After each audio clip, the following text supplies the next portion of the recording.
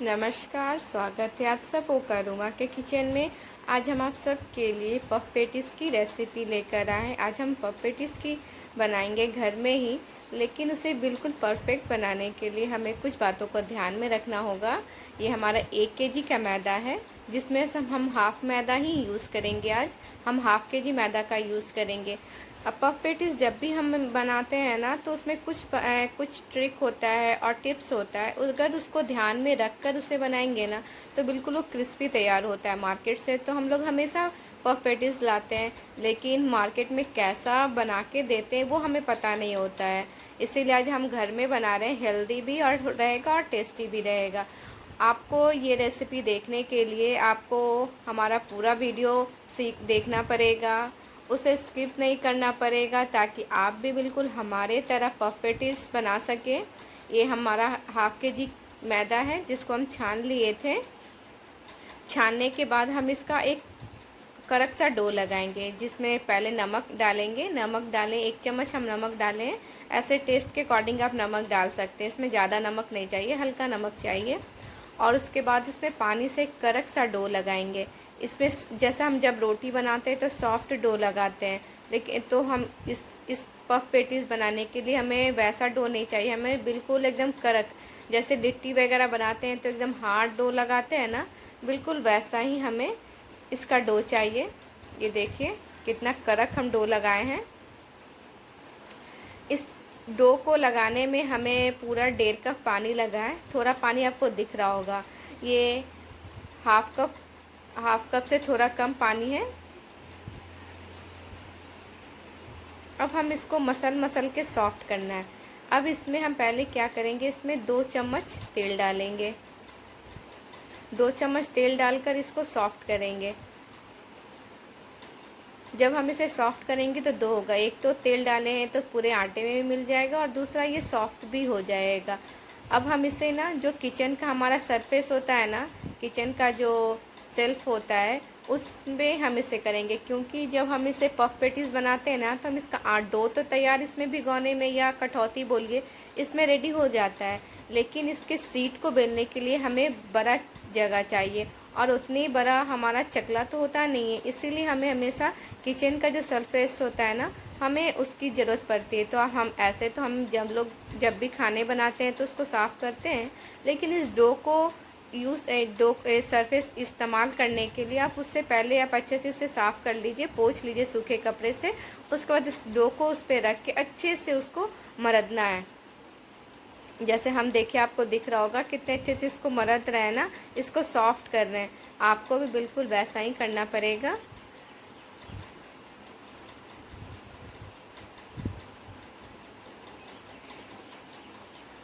ऐसा करके रखेंगे ना, तो ये डो जो है ना हमारा थोड़ा सॉफ्ट हो जाएगा।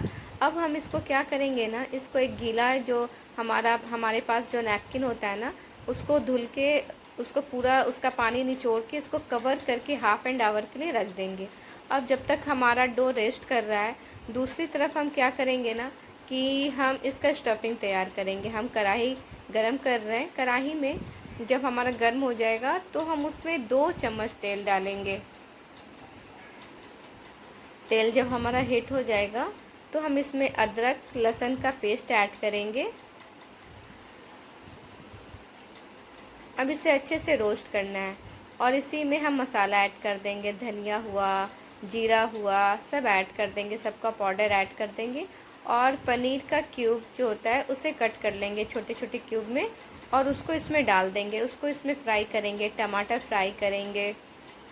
जब ये अच्छे से भूंजेगा ना, अब जब तक, और इसमें आलू भी चाहिए। आप चाहे तो सिर्फ पनीर से बना सकते हैं, लेकिन पनीर ना आपस में वो जॉइंट नहीं, मतलब एक वो बाइंडिंग वाला नहीं आता, इसीलिए हम इसमें आलू भी ऐड करेंगे।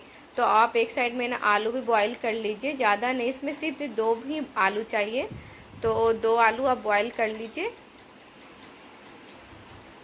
आप चाहें तो इसमें बहुत सारी सब्ज़ी भी डाल सकते हैं, लेकिन हम सारी सब्ज़ी का नहीं बना रहे हैं, हम सिर्फ पनीर और आलू ऐड कर रहे हैं। हम 2 आलू बॉईल करके मैश करके इसमें डालें, चिली फ्लेक्स डालें, और नमक ऐड करेंगे। अब टेस्ट के अकॉर्डिंग नमक ऐड किए। आप सिर्फ स्टफिंग के अकॉर्डिंग ही नमक डालिएगा, क्योंकि हम जब आटा का डो लगाए थे, जब पफ पेटिस का डो लगाएं तो हम उसमें भी नमक डालें, इस बात का ध्यान रखिएगा। अब इसको अच्छे से इसे भूंजना है। ये जो हम पनीर और आलू से स्टफिंग तैयार किए हैं ना, आप चाहें तो इसमें नॉनवेज का भी स्टफिंग तैयार कर सकते हैं। आप जो भी स्टफिंग तैयार करना चाहते हैं अपने अकॉर्डिंग कर लीजिएगा।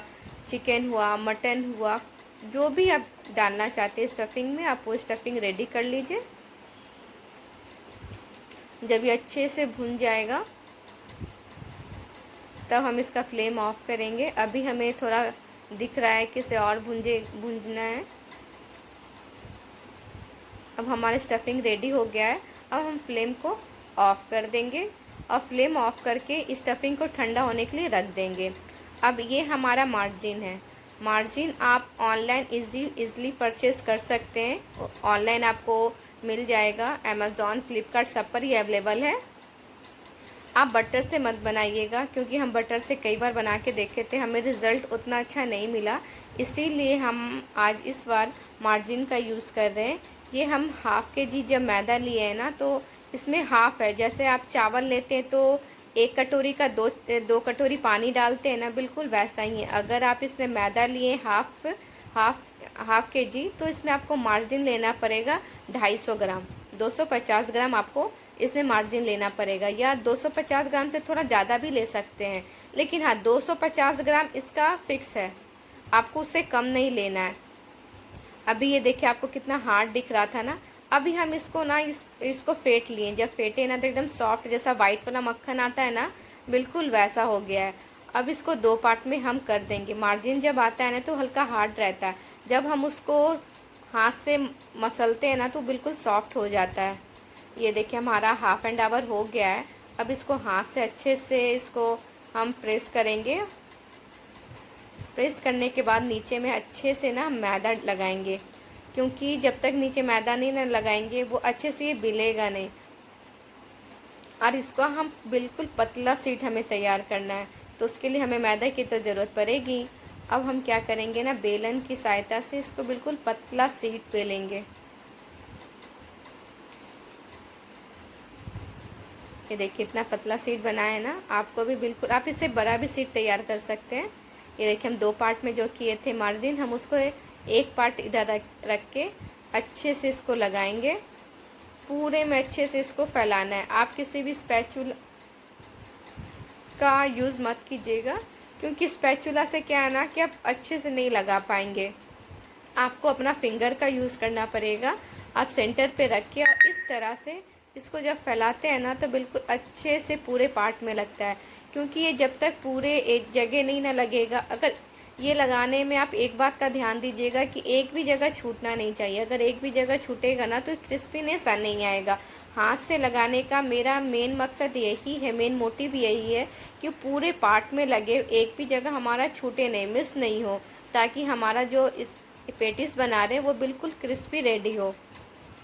अब इतना मेहनत कर रहे हैं तो कुछ अगर मिस्टेक हो जाएगा तो बाद में हमें यही रहेगा ना कि अगर थोड़ा सा कुछ बातों का ध्यान रख लेते तो हमारे बिल्कुल परफेक्ट होता। इसीलिए अब इतनी मेहनत से बना रहे हैं तो थोड़ी थोड़ी बातों को ध्यान में रख लेते हैं और उसके बाद बनाते हैं। ये देखिए हमारा आधे घंटे उसको रेस्ट के लिए छोड़ दिए थे। आधे घंटे रेस्ट करने के बाद फिर से अब इसको बेलना स्टार्ट कर रहे हैं। ये हाथ से पहले प्रेस करेंगे, क्योंकि इसमें हम जो मार्जिन लगाकर बेलन चलाएंगे ना तो वो निकलने लगेगा। इसीलिए पहले हम हाथ से अच्छे से प्रेस कर लेते हैं, उसके बाद इस पर बेलन चलाएंगे। पहले सबसे पहले इसमें मैदा डालेंगे, मैदा से अच्छे से डस्ट कर लेंगे और बेलन को हमेशा सेंटर पे प्रेस करेंगे, कॉर्नर पे प्रेस नहीं करना है। कॉर्नर पर करेंगे ना तो सारा जो मार्जिन है वो निकलने लगेगा, इसलिए सेंटर पे इसको टैप करेंगे। उसके बाद जितना बार हमारा पहला सीट बनाए थे ना, उससे भी बड़ा सीट, इसको पतला सीट इससे बेलकर हमें तैयार करना है। और जब आप सीट बेले ना, जब भी आपको लगे कि वो नीचे से सट रहा है तो आप उसमें मैदा लगाइए। आपको जितना मैदा की आवश्यक हो लगे इस सीट को बेलने में, आप उतना मैदा का यूज़ कर सकते हैं। इसमें मैदा का यूज़ ज़्यादा पड़ता है, क्योंकि हम जब मार्जिन लगाते हैं ना तो वो नीचे से चिपकने लगता है, और जब चिपकता है तो हमें उसे बार बार उसमें मैदा लगाना पड़ता है। ये देखिए कैसे बना रहे हैं। अब कोशिश कीजिएगा कि हमेशा रेक्टेंगल बनाने का। हम कोशिश करते हैं हर बार कि रेक्टेंगल बनाएं, लेकिन फिर भी थोड़ा ऊपर नीचे हो जाता है। अभी जो दूसरा पार्ट का जो हमारा मार्जिन बचा हुआ था ना, उसको भी अब अच्छे से सब जगह लगा लेंगे।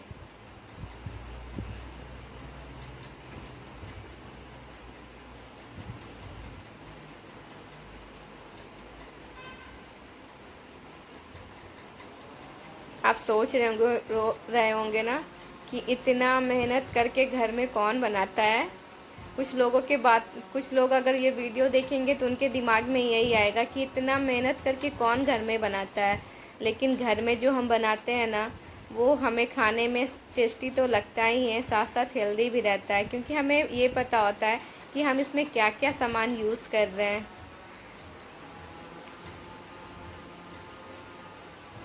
ये देखिए अच्छे से पूरी जगह ये लग चुका है। पहले जैसे हम फोल्ड किए थे ना, इस बार वैसा फोल्ड नहीं करेंगे। ये देखिए हाथ में जो भी लगा है हम उसको सबको लगा देंगे। और अब क्या करेंगे कि हम थोड़ा सा मैदा लेके सब में डस्ट कर देंगे ऊपर से। अब हम इसे फ़ोल्ड करेंगे, लेकिन जो इस बार फ़ोल्ड करेंगे वो बुक फ़ोल्ड करेंगे। जैसे हमारा बुक का फ़ोल्ड कैसे रहता है, बिल्कुल ऐसे। ये देखिए प्रेस करके ऊपर जॉइंट कर रहे हैं, इसीलिए हमें रेक्टेंगल की ज़रूरत पड़ती है, ताकि ऊपर ऊपर नीचे प्रेस ना करना पड़े। ये देखिए दोनों साइड से हम सेंटर में उसको फ़ोल्ड कर दिए और उसको नीचे से प्रेस किए और इसको ऊपर से खींच रहे हैं। उसको ऊपर करेंगे और जो भी हाथ में लगा रहेगा हम उन सबको ये जो दो पार्ट है ना उसमें लगा देंगे, पोस्ट लेंगे। अच्छे से इसको सील कर देंगे।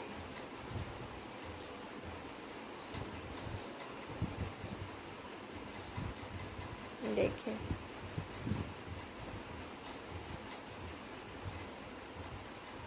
अब हम इसको फिर से फोल्ड कर देंगे।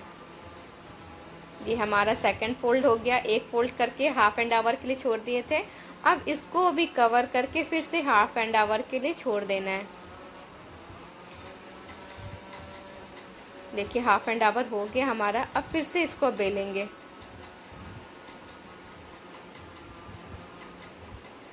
अब हाथ से पहले प्रेस करेंगे अच्छे से, दोनों हाथ का इसमें यूज़ कीजिएगा आप, और अच्छे से इसको प्रेस कीजिएगा। प्रेस करने के बाद मैदा लगाना बिल्कुल मत भूलिएगा, क्योंकि आपका सीट बिल्कुल नहीं बिलाएगा। और हमें सीट हमेशा लंबा बेलना पड़ता है, पतला बेलना पड़ता है, इसमें इसलिए मैदा तो ज़रूर चाहिए। और जब इसे बेलेंगे ना तो मैदा को उड़ाने में ना बहुत मज़ा आता है। एक बार आप ट्राई ज़रूर कीजिएगा। ये देखिए पहले सेंटर में बेलन को चलाएं, अब हम इधर कॉर्नर्स पे चला के इसे रेक्टेंगल बेलने का कोशिश करेंगे। अब ऊपर से जो भी मैदा लगा वो रहेगा ना, हम उन सबको हटा देंगे। देखिए हट गया हमारा मैदा। अब हम इसे फिर से फोल्ड करेंगे। फिर से हम बुक फोल्डिंग करेंगे।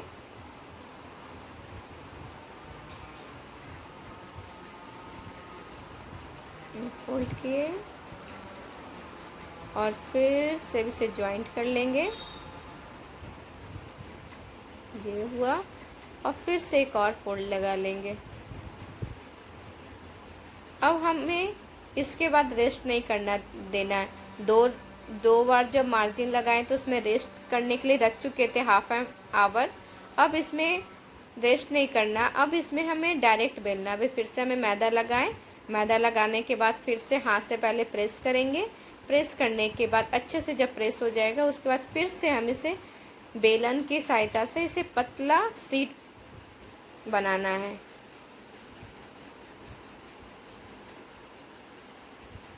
ये हमारा फोल्ड है। 3 फोल्ड पहले किए, जिसमें 2 फोल्ड को हम रेस्ट दिए थे, थर्ड फोल्ड में रेस्ट नहीं दिए, और इसके बाद ये चौथा फोल्ड। ये देखिए सीट बन चुका है। अब इसे फिर से फोल्ड कर लेंगे। ये चौथा फोल्ड होने वाला है हमारा।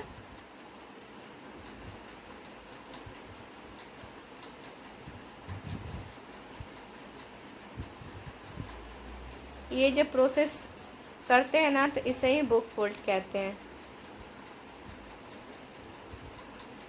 बुक फोल्ड से हम 3 बार फोल्ड कर चुके हैं, ये तीसरा बार है। इसको फिर से फोल्ड करना है। और फिर अब क्या करेंगे, इसको फिर से सेंटर से फोल्ड कर देंगे। ये हो गया। अब हमें इसका पतला शीट तैयार करना है। फिर पहले हाथ से प्रेस करके मैदा लगाएंगे। ये दिख रहा होगा आपको कितना मोटा हो गया है। ये देखिए, अब नीचे पहले मैदा लगा लिए। अब मैदा लगाने के बाद इसको पतला शीट बेलेंगे। देखिए हमारा बिल्कुल इतना पतला शीट हो चुका है। ये देखिए कितना मोटा है। बिल्कुल आपको भी ऐसा ही पतला शीट बनाना है। अब उसके बाद इसका एजेस कट करेंगे। चारों तरफ से इसका एजेस जो होता है, कॉर्नर जो होता है, उसे कट करना बहुत ज़रूरी है। जब तक आप इसका एजेस कट नहीं करेंगे ना, आपका जो पेटिस है वो फूलेगा नहीं, वो क्रिस्पीनेस नहीं आएगा। और ये जो एजेस है ना, वो वेस्ट नहीं होता। अब इसे बाद में भी ना इसको को आप बेक कर सकते हैं। एजेस कट करने के बाद अब हमें साइज़ के हिसाब से इसे कट करना है। ये देखिए हमारा पहला साइज़ ये लिए हैं, इतना चौड़ा हमें होना चाहिए। ये पहला शीट हुआ। अब हम दूसरा शीट तैयार करेंगे। इसको फिर से रखा, ये देखिए ऐसे रखेंगे इसको, और फिर इसको मेज़र करके ये दूसरा शीट तैयार करेंगे। ये दूसरा लाइन भी रेडी हो गया। और फिर से अब ये तीसरा रेडी करेंगे। ऐसे करने में क्या होता है ना कि हमारा जो पफ पेटिस का जो साइज़ है ना, सब इक्वल होगा। इसीलिए हम आपको सभी करके दिखा रहे हैं। अब इसको क्या करेंगे, इसे फोल्ड करेंगे, करके देखेंगे कि हमारा जो पफ पेटीज़ है ना, वो कितना बड़ा होना चाहिए। देखिए बिल्कुल ऐसा होगा। इसको अच्छे से कट करेंगे। ये देखिए, अब फिर से इसको करके देखेंगे कितना बड़ा ट्रायंगल में होगा। अब फिर यहाँ से कट का निशान लगाएंगे।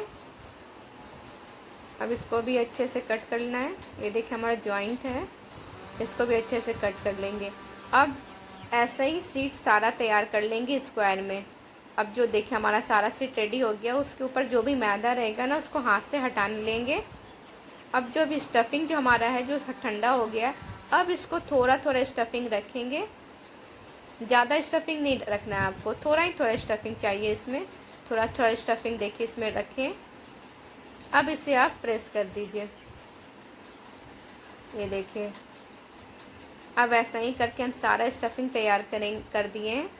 अब इसके बाद आपको क्या करना है, इस स्टेज में दो होगा। इसके ऊपर जब हम बेलते हैं तो मैदा लग जाता है। मैदा लगता है तो जब हम बेक करते हैं ना, तो वो उसका कलर अच्छा से नहीं आता। तो उसके लिए क्या करना है, या तो हमें मिल्क को वॉश करना है, या तो हमें जो वाटर होता है ना, पानी, उसको इसके ऊपर स्प्रे कर देना है। स्प्रे करेंगे तो अच्छा कलर आएगा। और ये बेक दो स्टेज में होता है। एक तो पहले हाई डिग्री करते हैं, 220 डिग्री पर पहले फ्री हीट। एक साइड में हम इसे ओवन को फ्री हीट करने के लिए रख चुके हैं 220 डिग्री पर। उसके बाद हम फिर से उसका डिग्री कम करते हैं। अगर आप चाहें ना तो इसको चूल्हे पर भी बेक कर सकते हैं। अगर किसी के पास ओवन नहीं है तो आप ना इसे चूल्हे पर भी बेक कर सकते हैं। एक बड़ा सा पतीली ले लीजिए, डेगची, कुकर, या बड़ा सा जो 5 या 10 लीटर का जो कुकर आता है ना, आप उसको उसमें थोड़ा सा नीचे नमक डाल दीजिए। नमक डालने के बाद ना उसके ऊपर का कुकर का ढक्कन लगा के उसके ऊपर का सीटी निकाल दीजिए, और हाई फ्लेम पर उसे 5 मिनट के लिए नमक को पूरा हीट होने के लिए छोड़ दीजिए। जब नमक पूरा अच्छे से हीट हो जाएगा ना, तो फिर क्या कीजिएगा, एक स्टैंड आता है स्टील वाला, उसको उसमें डाल दीजिए कुकर में। अगर स्टैंड ना भी हो तो कटोरी या प्लेट कुछ भी हो, तो उसको आप नमक में डाल दीजिए। उसका कलर थोड़ा चला जाता है, लेकिन अगर चूल्हे पर बनाना है तो आप ऐसा प्रोसेस कर सकते हैं। आप नमक के ऊपर कटोरी डाल दीजिए टर्न करके। उसके बाद एक प्लेट ले लीजिए, स्टील या एल्युमिनियम जो भी हो आपके पास, सबके ऊपर उसको प्लेट में वो बटर लगा दीजिए, और वो एक एक करके रख के उस पर उसको डाल दीजिए कुकर के अंदर, और उसको 20 से 25 मिनट के लिए उसको बेक होने के लिए लो फ्लेम पर रख दीजिए। और ये देखिए हम इसे ओवन में बेक करने जा रहे हैं। इसके ऊपर मिल्क वॉश कर दिए हैं, और मिल्क वॉश करने के बाद इसको हम बेक करेंगे। पहले तो इसको बेक करेंगे 210 डिग्री पे। ये देखिए 210 डिग्री पर बेक किए, हमारा बेक करके आ गया है। और उसके बाद ना हम इसको 140 डिग्री पर बेक किए थे। दो बार इसमें डिग्री हमें चेंज करना पड़ता है, लेकिन जब हम कढ़ाई में जब या कुकर में जिसमें ही बनाते हैं ना, तो उसका नीचे का कलर तो बहुत अच्छा आ जाता है, लेकिन उसके ऊपर कलर नहीं आता। इसीलिए हम आप लोग को कभी भी कढ़ाई में या कुकर में बनाकर नहीं दिखाते हैं, क्योंकि हमें ओवन में ज़्यादा अच्छा लगता है बनाना, क्योंकि वो बिल्कुल प्रॉपर अच्छे तरीके से बेक हो जाता है, उसका कलर आता है। ये देखिए इसका इसमें कलर कितना अच्छा है, लेकिन यही जब हम चूल्हे पर बनाएंगे तो इतना अच्छा प्रॉपर कलर नहीं आता है इसमें को। अभी काफ़ी ठंडा है इसलिए हम तोड़ के नहीं दिखा रहे हैं। ये देखिए, फिर भी ट्राई कर रही हैं। देखिए कितना क्रिस्पी है, आपको दिख रहा होगा कि कितना क्रिस्पी लग रहा है। ये देखिए, अगर ये रेसिपी आप सबों को अच्छी लगे ना, तो ज़्यादा से ज़्यादा लोगों के पास शेयर कीजिए, लाइक कीजिए, सब्सक्राइब कीजिए। इसे बनाना थोड़ा टफ़, थोड़ा क्या बहुत टफ़ है, लेकिन फिर भी ये रेसिपी हम आप सबों के साथ शेयर किए, तो इतना एफ़र्ट जब हम कर रहे हैं तो आप भी थोड़ा अपना सपोर्ट मुझे दिखाइए। और ये एक तो हम घर में बनाए तो बहुत ही हेल्दी है और टेस्टी भी है।